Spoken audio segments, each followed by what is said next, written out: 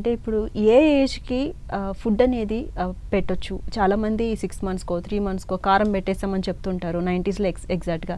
So, సెరెలాక్ కూడా ఎక్కువ months తినిపించేస్తూ ఉంటారు. సో, ఏ వయసుకి తినిపిస్తే బెటర్ అంటారు? సాలిడ్స్ అనేవి ఎప్పుడు పెట్టొచ్చు? నాకు అలాంటి కాల్సే వస్తూ ఉంటాయండి ఎక్కువగా.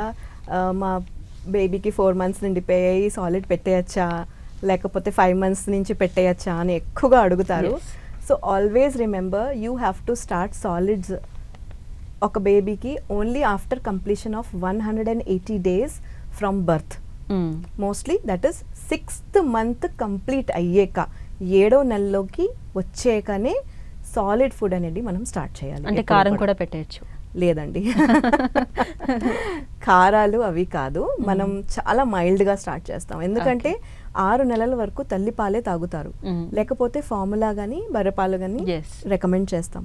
వాళ్ళ డైజెస్టివ్ సిస్టమ్కి అదే తెలుసు. సో మనం ఒక స్విచ్ చేస్తాం సడన్గా ఒక రోజు, సరే పాలు ఆపేసి ఇంకా సాలిడ్ పెట్టాలి, it is a switch. Yes. So వాడి డైజెస్టివ్ సిస్టమ్ కూడా దానికి అడ్జస్ట్ అవ్వాలి. అవును.